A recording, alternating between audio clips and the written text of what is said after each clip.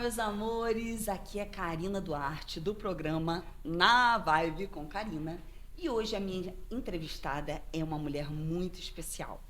Ela é advogada, sócia do escritório Jesus Bezerra Advocacia, especialista em direito imobiliário, direito notarial, direito registral pela Faculdade Cândido Mendes e direito processual civil pela Escola Brasileira de Direito, presidente da Comissão de Estudos em Locações Residenciais e Comerciais na ABAME, que é a Associação Brasileira dos Advogados do Mercado Imobiliário, e sócia da administradora Ambigestão Inteligente.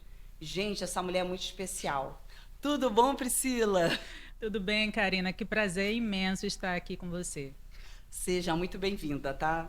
Obrigada. Priscila, vamos lá, vamos começar aqui, né? A gente vai abordar alguns pontos que são bem interessantes relacionados ao direito imobiliário, né?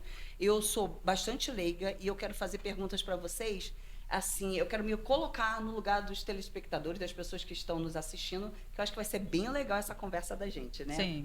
O que faz exatamente uma advogada especializada em direito imobiliário? Tá. Direito imobiliário, ele parece pequeno, mas ele é muito amplo. Ele vai muito além de assessorar quem está comprando, vendendo ou alugando um imóvel.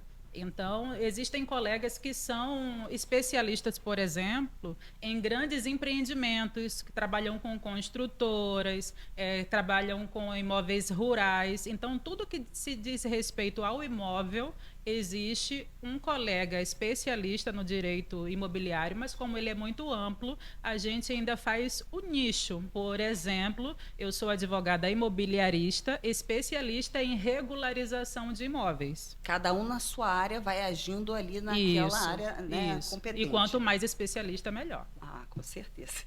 Em que momento devemos procurar uma advogada imobiliária? Antes da compra ou antes do aluguel de um imóvel?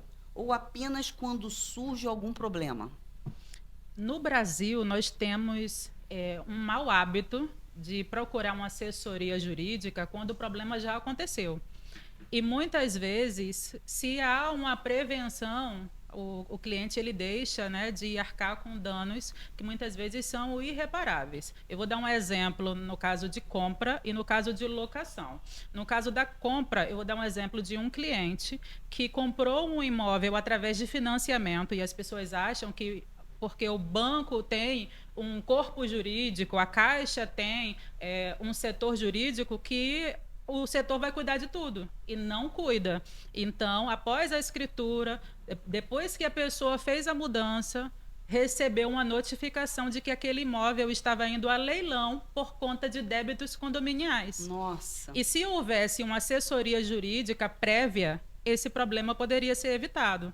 Como também o caso de cliente que alugou um imóvel para abrir uma loja, não fez uma due diligence e depois teve vários vícios ocultos em relação ao imóvel. A documentação estava irregular, não conseguia fazer, por exemplo, uma transferência na Light, porque além de não ter energia, não ter água, não tinha a documentação, o proprietário não tinha uma documentação em seu nome para fazer a transferência. Então, uma pessoa que alugou um imóvel com uma pretensão de inaugurar em 3 meses, ela está há mais de 8 meses com essa peregrinação, que poderia ter sido evitada. Caramba, isso é bem complicado, né? O que é Muito. diligência, né, que você falou? Due diligência. Due Uma diligência. diligência, é um trabalho de uma investigação para saber, a gente investiga toda a situação jurídica do imóvel, quem é o proprietário, é compra e venda, como é que estão esses impostos, estão todos pagos? Essa pessoa ela pode realmente vender esse imóvel que está sendo alugado? Quem está na figura do locador é realmente o dono do imóvel? Quais são os impostos? Tem alguma avaria? Tem alguma obra que precisa ser feita? Teve uma vistoria prévia? Porque geralmente nos contratos padrões diz que o imóvel está em perfeitas condições. Mas será que aquela pessoa realmente está recebendo esse imóvel em perfeitas condições? Por isso a importância de você ter alguém por trás, né? Na hora Sim. da compra e da venda, né, Priscila? Sim. Porque imagina uma pessoa leiga como eu. Se eu for fazer uma compra, sinceramente, eu não sei o que eu tenho que olhar, quais as documentações. Agora, na sua opinião, se você pudesse escolher um erro que é o mais grave de todos na hora da compra e um na hora da venda? Qual que você classificaria assim? Um erro na hora da compra é a pessoa não ter uma assessoria que analise toda a documentação do imóvel. A pessoa dá um sinal e não sabe quem está recebendo, muitas vezes paga o valor quase que total e não tem uma garantia que aquela documentação é legalizada, né? E em relação à locação, principalmente nas locações comerciais, a pessoa precisa fazer uma investigação se para o empreendimento, para o negócio que eu pretendo exercer ali, se ali tem todos os requisitos, além de o meu público-alvo se encontra naquela localização, eu preciso usar uma aparelhagem mais complexa. Aquela energia, voltagem, é apta para isso? Aquela fiação, ela está mais atualizada para o que eu vou utilizar? Existe elevador, a mobília me atende? Então, além da documentação, você precisa analisar também os aspectos físicos, né, para que a expectativa esteja alinhada com a realidade. Sim. Na hora de uma compra, quais são os documentos necessários que você não pode deixar de tê-los em mãos para você poder efetuar essa transação? A certidão de ônus reais atualizada do imóvel. Esse é o principal documento.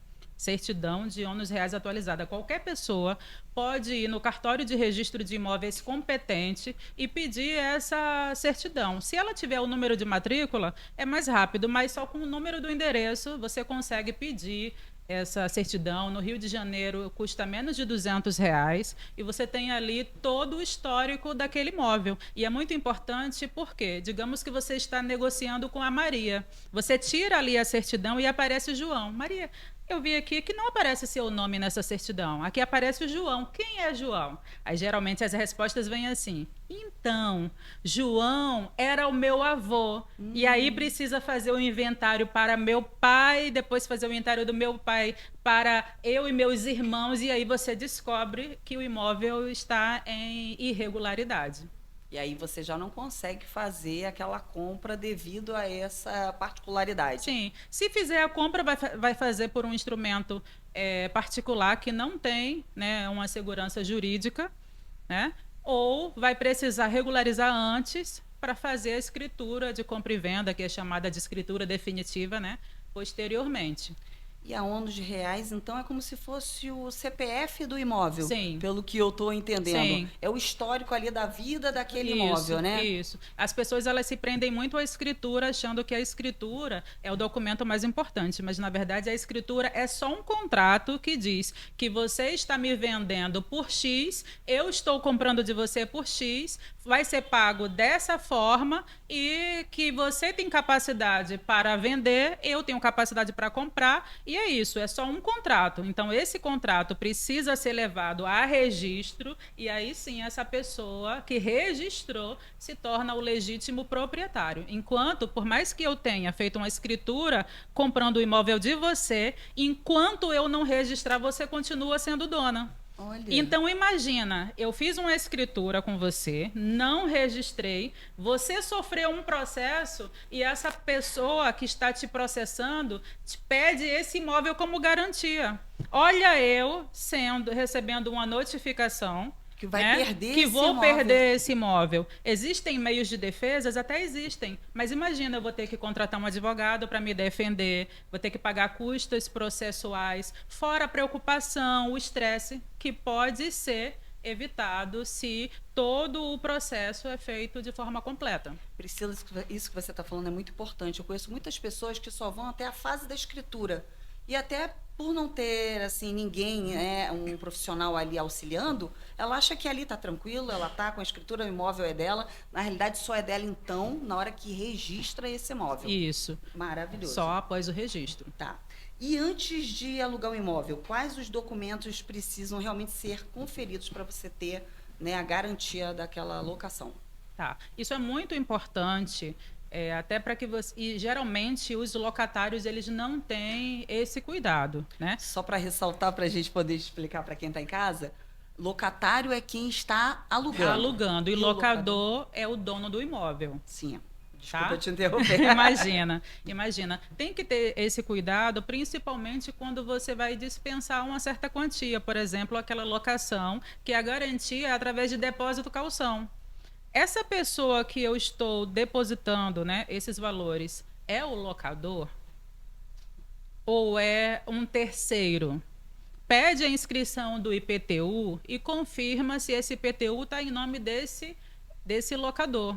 Pede para a imobiliária a documentação do imóvel para ter a certeza que esse locador é realmente o dono do imóvel.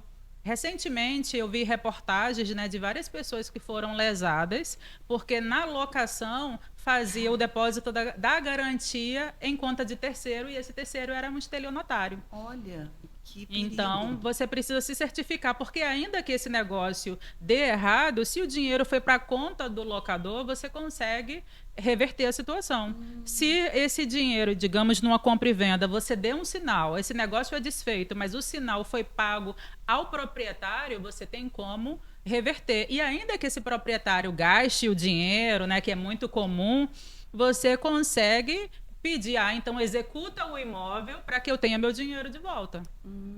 Agora, você falou que uma das formas de você se prevenir é olhando o nome, como se chama o nome de quem está ali, né? Isso. No IPTU, registrado. Isso. Agora, não tem casos que a pessoa é realmente dona do imóvel e o IPTU continua no nome do antigo proprietário? Não existe?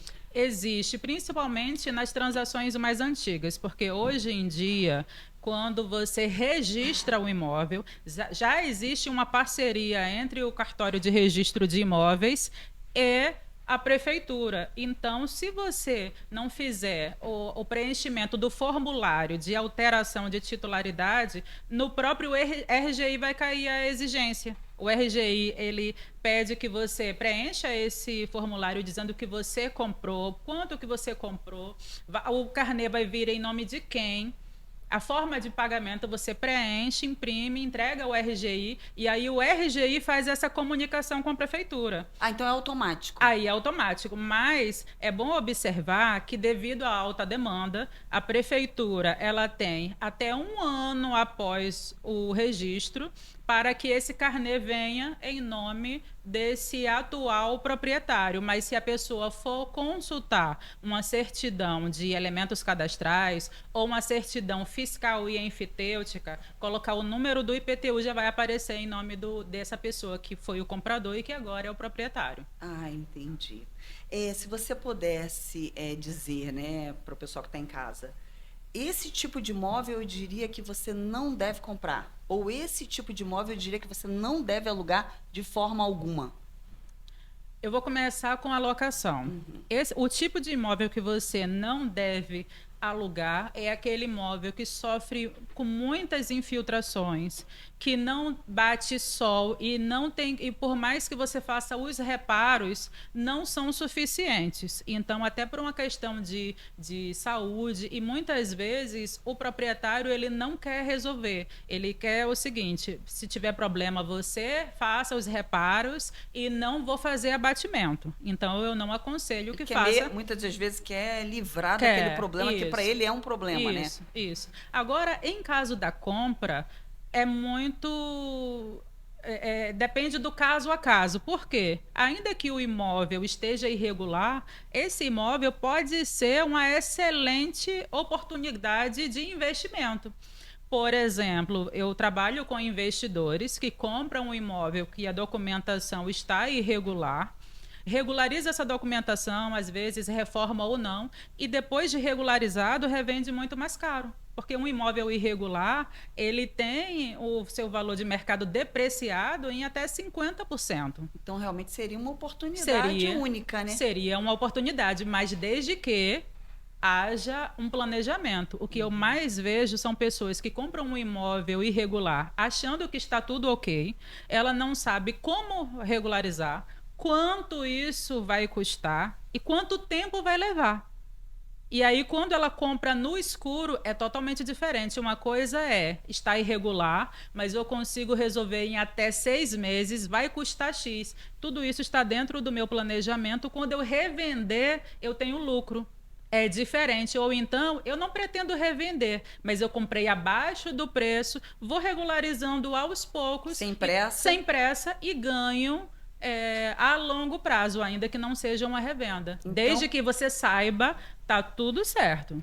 Então vai depender muito, Priscila, pelo que eu estou vendo você falar, pela necessidade desse comprador. Por exemplo, se ele estiver prestes a casar, ele tem a necessidade daquele imóvel naquele exato momento. Uhum. Então, se for algo que vai demorar, é melhor então ele não comprar. Se ele não for ter acesso a esse imóvel.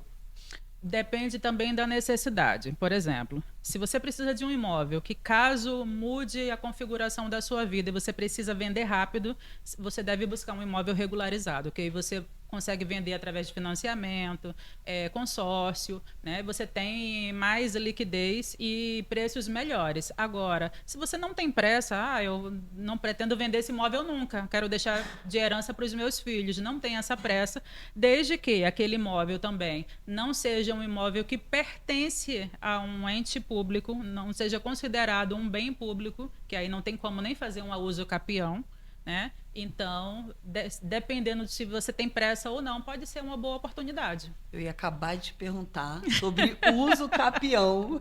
Gente, que telepatia. O que vem a ser... Olha, tá aqui na minha fichinha. O que vem a ser uso capião? Tá. Primeiro ponto, quando a gente fala de imóvel irregular, as pessoas já pensam na uso capião. Só que a uso capião é a última alternativa. Eu esgoto todas as outras possibilidades, e são diversas, e quando eu não tenho nenhuma outra forma, aí sim eu faço a uso capião, que é uma forma de eu adquirir um imóvel, a gente chama de aquisição originária. A derivada é quando eu comprei de você, foi derivada da Karina, então vai tendo as sucessões ali. A originária é que apagou o histórico, e eu adquiri esse imóvel em função do exercício da posse prolongada. Eu me comporto como dono, eu é quem faço todos os reparos, pago todos os impostos. Para os meus vizinhos, eu sou a dona do imóvel. E, em função do exercício da posse, eu adquiro essa propriedade. Então, isso é a uso capião. Vou te fazer uma pergunta bem leiga, mas para ver se eu entendi. Vamos dizer, isso acontece muito naquela região lá de Vargem Grande, Vargem Pequena, falando para aquela região ali da Zona Oeste. Vamos dizer que há muito tempo, né, tem um vizinho e nota que aquele terreno, o mato cresce, ninguém cuida. Opa, peraí, às vezes até o vizinho já é um pouquinho maldoso. Gente, eu não vejo ninguém vindo aqui, parece que ele não tem nenhum familiar. Vai que a pessoa que era a proprietária faleceu e não tem realmente nenhum herdeiro. Aí essa pessoa se apodera, vamos dizer, daquele imóvel e começa a regularizar, pagando, tentando, né, de alguma forma, obter esse imóvel. Paga IPTU, vai na prefeitura, puxa tudo, nem sei se é possível ficar puxando o imóvel, se qualquer pessoa pode puxar as informações, ou se não, também era outra dúvida. E aí ela pode, então, depois de quanto tempo... ter esse imóvel como sendo dela através de um uso capião. Seria mais ou menos isso? Sim, sim.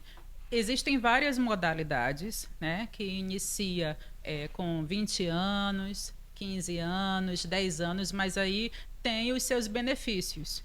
Você exerce aquela posse ali há 20 anos e você fez construção, fez benfeitoria, aquele imóvel você usa para a sua moradia, é um imóvel, se for residencial, que a metragem é até 250 metros quadrados, então tem a sua redução. Então, quanto mais você vai fazendo melhorias, quanto mais benefícios, né, você se enquadra ali naqueles requisitos, mais reduz, que é o mais famoso de 5 anos, né, que a gente se apega nesse período. Mas também, digamos que você é casado, o seu cônjuge saiu para comprar um cigarro, não voltou, e você ficou ali a partir de 2 anos, né, arcando com todos os impostos sozinha, a pessoa sumiu sem deixar vestígio e você está arcando com tudo. Você pode, a partir de 2 anos, pedir a uso capião familiar. E aí geralmente é concedido? Sim. Geralmente. Sim. São raros os casos que não são concedidos. Desde que comprovado, né, que houve o abandono, você está pagando tudo sozinho. Porque vamos pensar no casal. Eu já tenho 50%, meu cônjuge 50%. Quando ele sumiu, eu fiquei arcando com tudo sozinha. Então, é como se fosse uma compensação por esse abandono e por eu estar custeando tudo referente ao imóvel sozinha. Só que não pode confundir em uma separação que não houve o abandono, não houve essa questão de eu ficar arcando sozinha, ou então houve um combinado, já que você vai ficar morando no imóvel, então você que arque com condomínio, com IPTU. A gente não está falando da figura de uma separação, a gente está falando num abandono. Entendeu? No caso de separação. Que abandonou isso, o lar. Isso. E se esse cônjuge tiver filhos, por exemplo, esses filhos teriam algum direito sobre essa parte dele? Ou não? Não existe tem. Herança de pais vivos, né? Não existe, apesar que existe uma limitação em relação à doação. Eu posso doar para qualquer pessoa, eu posso testar, né, deixar em testamento para qualquer pessoa, mas não existe essa herança de pais vivos. O que é muito comum já que você vai morar com os filhos, deixa aí, a minha parte eu pretendo doar para os meus filhos e está tudo certo, o que é muito comum. Agora, pulando de A para B. O que é um contrato de gaveta? Que eu acho que tem muitas pessoas que ainda têm esse sistema ali na vida deles. Vamos fazer um contrato de gaveta?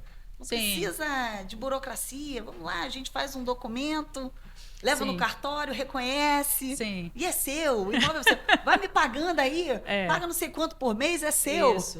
Eu moro aqui há 20 anos, ninguém nunca mexeu. Ninguém nunca mexeu, não vai acontecer nada, confia em mim. Não vou te meter nessa furada, você é meu amigo. Isso é muito comum. O contrato de gaveta, ele pode ser um instrumento particular que a pessoa fez antigamente, você comprava um modelo no armarinho, assinava, só preenchia ali o nome, né, os dados, levava no cartório para reconhecer firma e as pessoas achavam que estava tudo certo. Muitas vezes era feito até uma forma melhor, com mais formalidade, através de uma promessa de compra e venda. E por que o nome contrato de gaveta? Porque o que dá publicidade é o registro. Então, imagina que você pegou aquele documento ali, existem coisas pendentes para fazer, mas você pegou e engavetou, caiu no esquecimento. Não fez nada. E não fez mais nada. Inclusive, a origem de nós termos tantos imóveis irregulares é porque antigamente era possível você fazer uma promessa, por exemplo, de compra e venda. Então, você, comprador, não pagava ITBI e o vendedor, em caso de imóveis foreiros, não pagava o laudêmio, porque eram cobranças que só era possível em caso da escritura definitiva. Então, fazia aquele jogo de comadre. Você economiza com ITBI, eu economizo com laudêmio, a gente faz isso aí e depois resolve. Só que as pessoas perdem o contato, falecem e depois os filhos, né, quem herdam, se veem com documentação irregular. Hoje em dia não é mais possível, mesmo com uma promessa de compra e venda, uma cessão, tem que recolher o laudêmio, tem que recolher o ITBI, mas se originou assim, com esse contrato de gaveta. Da forma certa, né, para não ser prejudicada, né? Faz um contrato preliminar dizendo, você vai entregar o imóvel daqui a 30 dias. Eu vou te dar um sinal de tantos por cento, a gente vai fazer a escritura em tanto tempo, você tem que me apresentar as certidões, eu vou correr aqui com o meu financiamento bancário, a escritura vai ser em tal data. Fez a escritura, leva ao registro, já vê se realmente o IPTU foi transferido para o seu nome, já entra em contato com a administradora para transferir esse condomínio para o seu nome. Antes da escritura, pede uma certidão de quitação condominial. Isso é muito importante. Muito importante. Porque às vezes tem um débito absurdo. Sim, e débito de condomínio, de água para casa e de IPTU são débitos que no direito a gente chama de próprio terreno. Ele persegue a coisa. Não importa se quem deixou aquele débito foi o vendedor. Quem vai pagar é quem é o proprietário ali. Então, você comprou o imóvel, você que arque, senão o seu imóvel vai para leilão, e depois você corre atrás do vendedor, se ainda tiver dinheiro, né, para você receber. Então, olha o perigo. Então, antes da escritura, faz um levantamento de todos os impostos, taxas, tudo que houver, para se certificar que está tudo ok. E isso você pede na administradora, essa quitação condominial? Sim. Em relação ao IPTU, essa certidão se chama certidão fiscal e enfitêutica. Você coloca o número do IPTU e ela vai responder se o imóvel tem débitos de IPTU e se esse imóvel é foreiro ao município. Então, se ele for foreiro ao município, eu comprei agora. Quando eu for vender, eu tenho que pagar 2,5% do valor do imóvel para a prefeitura. Meu Deus, tá? que Então, taxa nessa alta, certidão, né? então, nessa certidão eu tenho duas informações. Tem débito de IPTU, tem laudêmio, ela vai dizer. Aí você pede ao síndico, dependendo do prédio, se tiver administradora, você pede à administradora uma certidão dizendo que todos os condomínios, né, do mês vigente e anos anteriores, que está tudo ok. E também pede uma certidão de ônus reais, que ali vai dizer a proprietária é a Karina. Karina, você é solteira, casada, vive em união estável, tudo mais. E aí você confere, não, eu sou casada.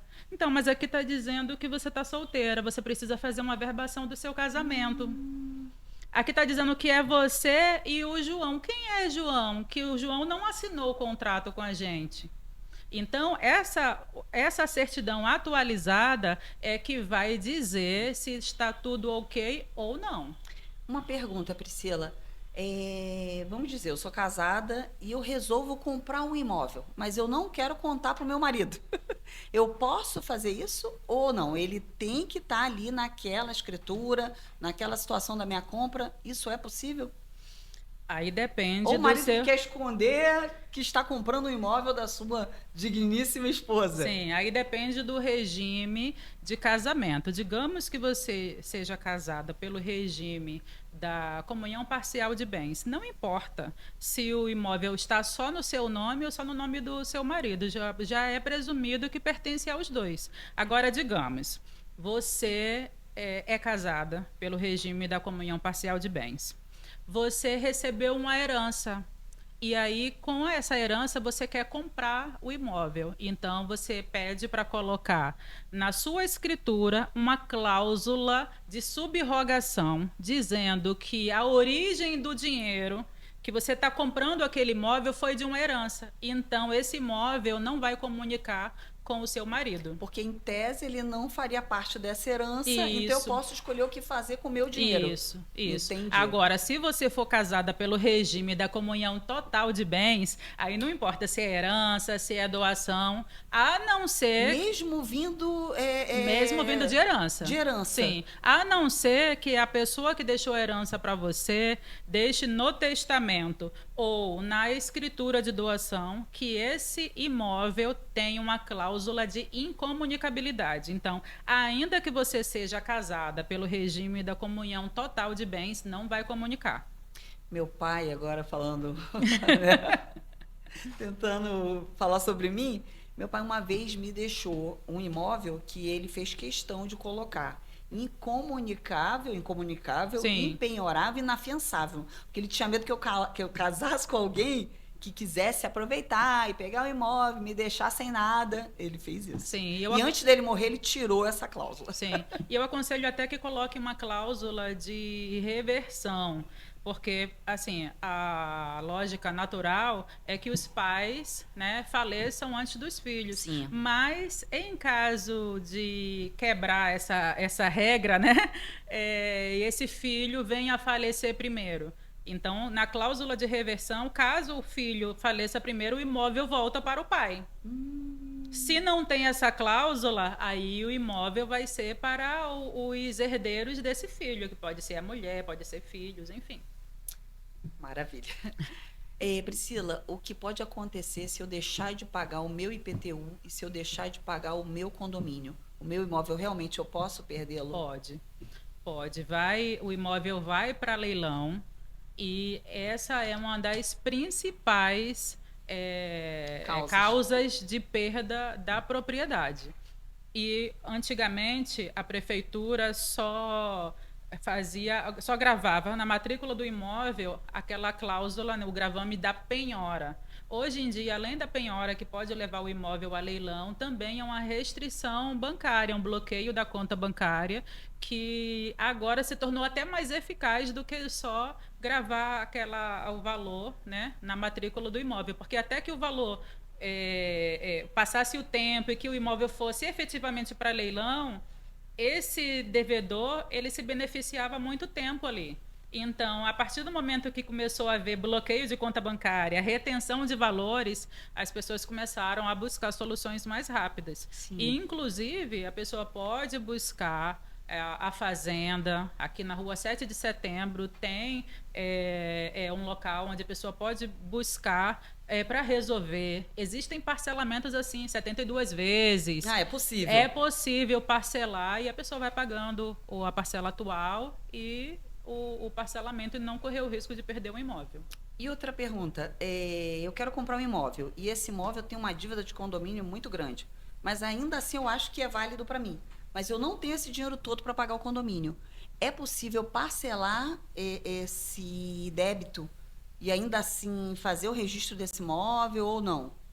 Aí depende da administradora. A administradora não é obrigada a fazer um parcelamento. Depende muito do interesse dessa administradora. O Código de Processo Civil prevê um parcelamento de 6 vezes, uma entrada de 30%, mais 6 vezes. Isso independe se a administradora vai aceitar ou não.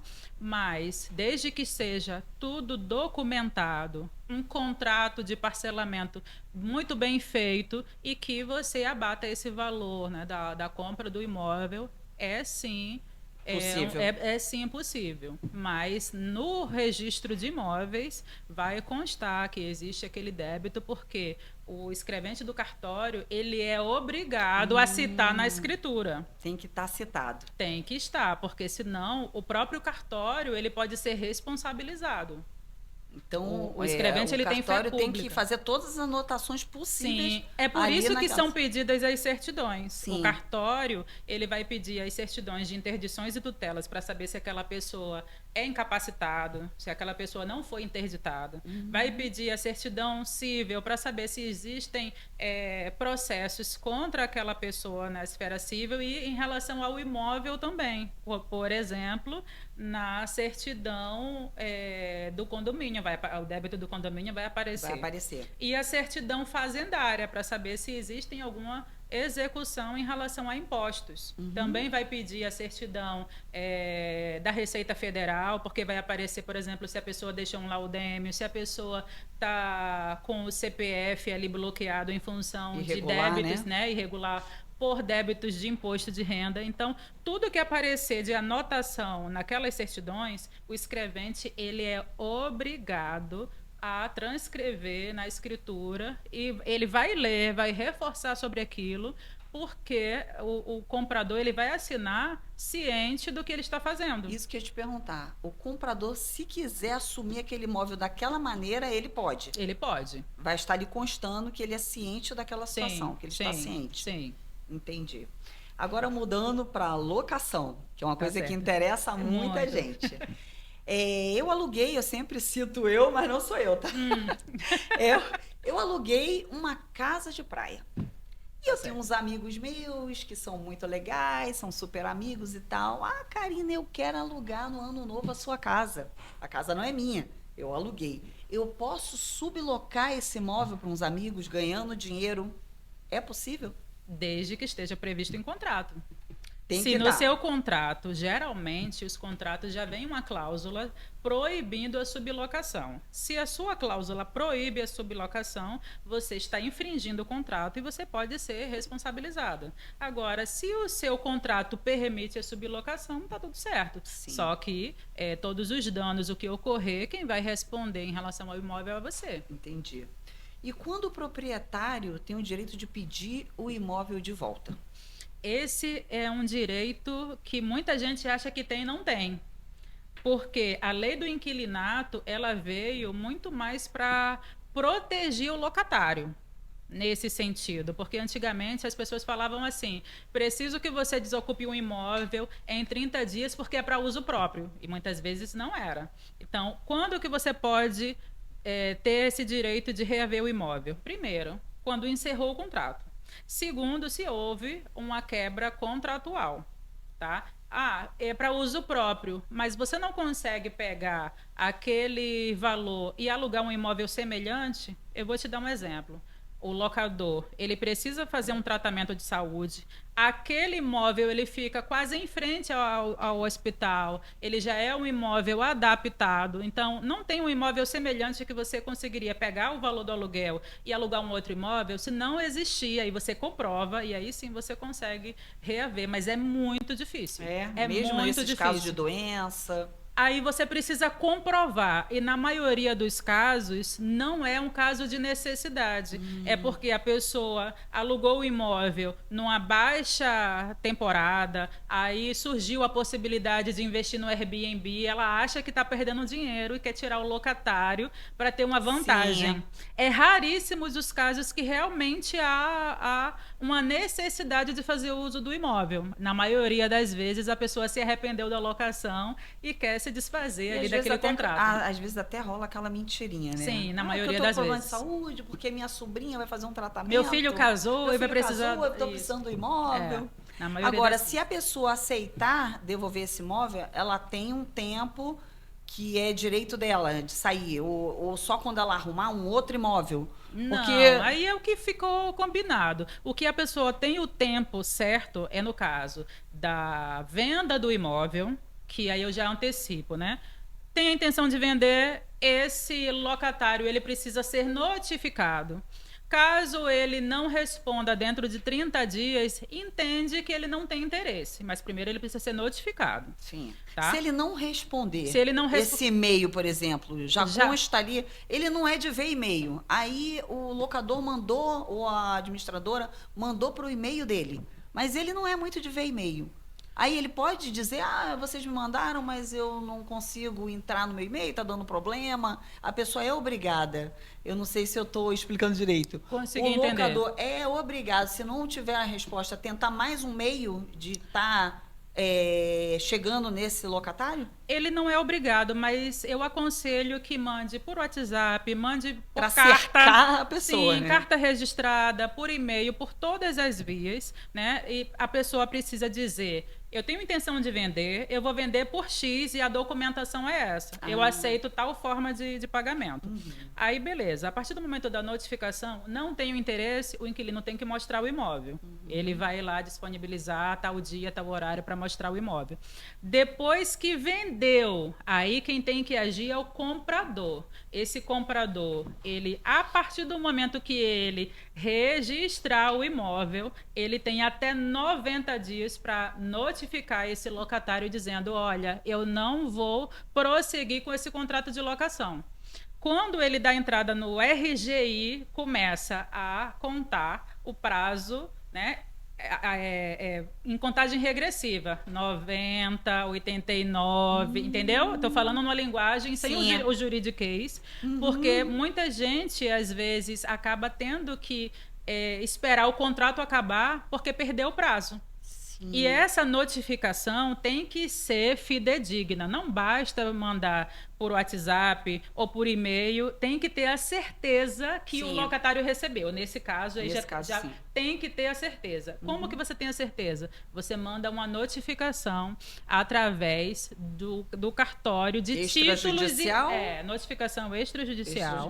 Através do cartório de registros de títulos e documentos. Vai um funcionário do cartório, bate lá na porta do locatário, ele assina. Na assinatura vai ter todo o teor da notificação e a assinatura, e isso tem fé pública. Então, a pessoa não pode dizer que não sabia. Entendeu? Aí sim ela vai ter os dias para desocupar o imóvel. Mas se esse comprador não agir dentro do prazo, se a pessoa tem mais um ano de contrato, ele vai ter que aguardar mais um ano para ter a posse do imóvel. Mas, lógico, se a pessoa descumprir, por exemplo, atrasou o aluguel, deixou de pagar o aluguel, ele vai despejar por quebra contratual. esse comprador, se quiser continuar com essa alocação, ali vai se iniciar um novo contrato? Ou ele segue naquele contrato Pode antigo? seguir com aquele contrato. Eu Essa é só uma dúvida. aconselho que faça um termo aditivo dizendo Sim. que agora o locador é esse comprador. E que todas as demais cláusulas, valores permanecem inalteradas, se for o caso. Se fizer algum acordo, põe nesse aditivo. Entendi. E quando que um inquilino pode romper o contrato sem multa? Em caso de doença, mesmo que lá conste no contrato. Multa de 3 meses do valor do aluguel, não. Mas ele está acometido por uma doença muito grave. Exemplo, câncer, né? Ele pode romper isso através da justiça caso o locador não aceite esse rompimento? Isso tem uma previsão em relação ao trabalho. Moro no Rio de Janeiro, fui transferida para outro estado e então já existe essa previsão em relação ao trabalho. Agora, em relação à saúde, existe é um caso muito delicado. O tratamento que eu vou fazer, realmente, eu não consigo fazer no Rio de Janeiro, aí é um caso muito delicado que precisa ser analisado e comprovado, né? Mas aí é mais fácil haver uma negociação entre locador e locatário do que buscar o judiciário, que não vai ter essa celeridade. É Ministério Público que a pessoa procura nesses casos? Não, a pessoa vai procurar uma vara civil, é normal.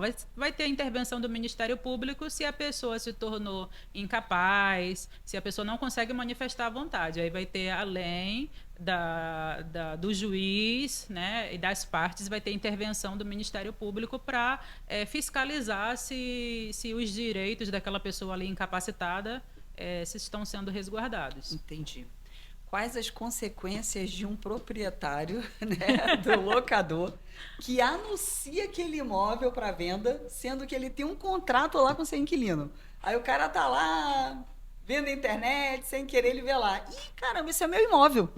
O proprietário tá colocando o meu imóvel para venda.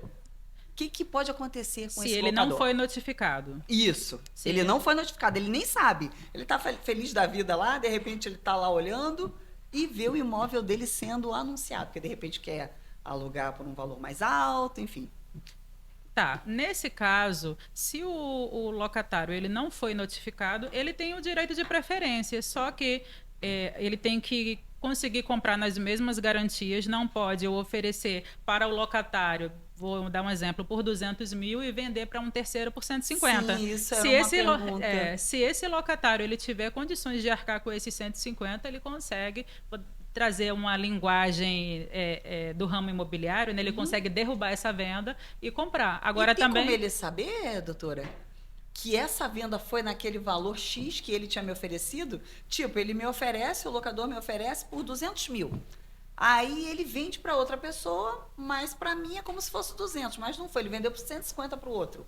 Tem como eu saber de alguma forma? geralmente vai aparecer ali na escritura. Porque essa pessoa vai comprar e vai querer bater na porta do locatário dizendo: agora eu sou o dono, eu preciso que você desocupe. Sim. Então ele consegue pedir ali uma segunda via da escritura. A escritura é um documento público, bem como Outra coisa o que eu ia te registro de imóveis, né? Qualquer um pode Qualquer pedir. um pode pedir. Então, na certidão de ônus reais, já consta lá a data da escritura, qual foi o cartório que lavrou, quanto que foi o valor do imóvel, o valor do ITBI, consta todas as informações ali. Então, legal. se não bater as informações, ele pode pedir anulação dessa escritura e pedir ali o exercício da sua preferência. Sim. Agora eu vou perguntar uma coisa que é de interesse de muita gente. Herança. Realmente. O que acontece se não tiver o testamento? Vai seguir o rito normal de transferir para os herdeiros. Primeiro, vai se apurar quem são os herdeiros. Tem os herdeiros necessários, que a gente chama no direito, que é o quê? Filho, cônjuge, ascendente, né? Pai e mãe. Não tem pai e mãe vivo, não tem cônjuge, não tem filhos. Então aí vai ver quem é o mais próximo, irmão, sobrinho, esses são os necessários. Então, se não tem testamento dizendo eu quero deixar a casa tal para o fulano, para Bertano, vai fazer a divisão normal. Normal. União estável tem direito à herança? Tem. Muita gente tem vontade de ter uma resposta dessa. Tem direito, e ainda que a pessoa só tenha uma união estável de fato, que diz assim, só mora junto, mas não tem isso que eu ia nenhum, te perguntar. não tem nenhum documento. E quem mora junto sem ter também, tem direito? Tem direito, mas aí você faz primeiro uma ação de reconhecimento de união estável e depois você se habilita ali na herança, inclusive já procura saber se tem direito previdenciário, a pensão, enfim. Eu tenho 2 filhos, mas eu não quero deixar para os meus filhos. Eu cismei que meus filhos não são bons filhos. Quero deixar para a minha vizinha, que sempre foi minha amiga. É possível tirar meus filhos fora da herança? Não, a não ser que você prove que seus filhos são indignos. É uma ação que se chama isso, de indignidade. Quando que a pessoa cumpre esse requisito? Por exemplo, a Susana von Richthofen. Tentou matar os pais, ela já é indigna. Mas tinha até rolado um papo que eu acho que ela ia ter direito a alguma coisa na época, não sei. Mas aí depende se o irmão vai entrar com essa ação. Sim. Entendeu? Por exemplo, o filho teve um relacionamento com a madrasta. Esse pai pode alegar ali uma indignidade. Mas se não tem ação, a pessoa só pode testar, né, que é deixar em testamento ou doar 50%. Sim. 50% eu deixo para minha vizinha, eu posso fazer o que eu quiser. E os outros 50% tem que ficar reservado para os filhos. E quem paga as dívidas do falecido? Ou essas dívidas morrem ali? São os bens do falecido, né, que a gente chama de espólio. Então e é no limite da herança. Eu não vou herdar a dívida. Então ela não é esquecida, a dívida? Não. Vai ter ali que pagar com o que ele deixou. Tem muita coisa que tem seguro, por exemplo, um financiamento bancário. Né? Você consegue fazer a quitação ali, porque no financiamento bancário já tem o seguro, mas outros débitos, digamos que a pessoa deixou um patrimônio de 500 mil. E os débitos de 450. Ou então, digamos que os débitos chegaram a 600. O que não foi possível, esse excesso não vai passar para os herdeiros, é no limite da herança. Sim. Gente, eu vou deixar essa parte para a segunda parte, que vocês vão botar lá nos comentários, né, Priscila? Se vocês querem que a gente continue, porque é muita pergunta para pouco tempo. Então vamos para o nosso bate-bola. Vamos. Ser advogado imobiliária Eu vou trazer uma resposta pessoal. É ser um facilitador do cliente na realização de um sonho. Concordo. Locação ou venda? Depende. Se esse imóvel, o valor do imóvel, do investimento, for mais baixo, compre. Agora, se você fosse investir, a renda mensal fosse maior do que o aluguel, aí alugue. Comprar imóvel novo ou usado?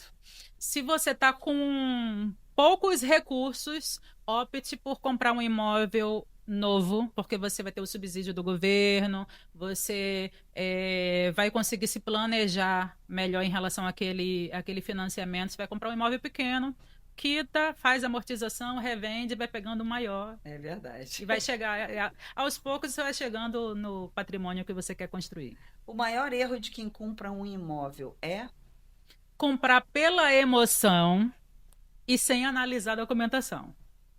Então, a atitude mais correta nesses casos, contratar um advogado especialista. Não basta ser generalista. Priscila Becerra. E o documento mais importante na negociação de compra e venda? Certidão de ônus reais atualizada. Eu vejo o pessoal pedindo uma certidão de visualização de matrícula, que é conhecida como verbal. E aí tem uma taxa gigante, né? Que aquilo não é um documento oficial. Só que ali, tudo que tiver em curso, digamos que tem um pedido de invalidez ali em curso, não vai aparecer. Sim. Então, peça uma certidão oficial. Dica maravilhosa. Isso. A outra sai mais rápido. A outra sai mais rápido. Mas não te garante nada. Não te garante nada. Porque na oficial, digamos que alguém entre com um pedido de curatela e pediu para registrar. Ela não foi registrada. Ou, por exemplo, uma indisponibilidade do bem.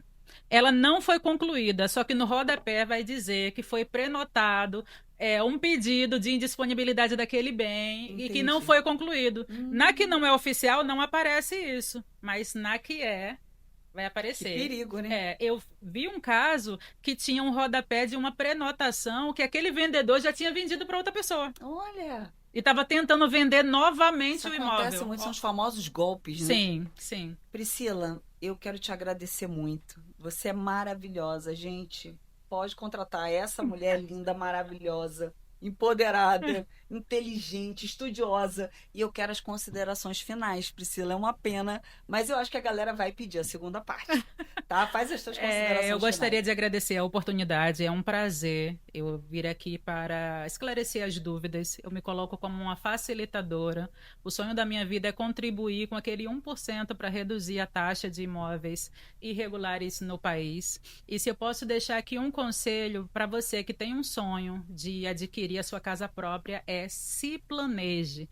Comprar um imóvel não é só pagar o valor do imóvel. Você tem o ITBI, custo com a escritura, custo com o registro de imóveis, custos com a mudança. Às vezes pode ter um imprevisto. Então, se planeje. Faça uma simulação. Quanto você ganha, quanto você precisaria de dar de entrada, quanto você precisaria dar de sinal. Faça um investimento e, aos poucos, você vai chegar lá. E, quando estiver em tempo, contrate uma boa assessoria para resguardar que você compre com tranquilidade. Priscila, muito obrigada mais uma vez. Eu que agradeço. É chegada a hora. Esses momentos são tão tristes. Mas já já a gente está de volta. Na vibe com Karina, Obrigada. eu que agradeço.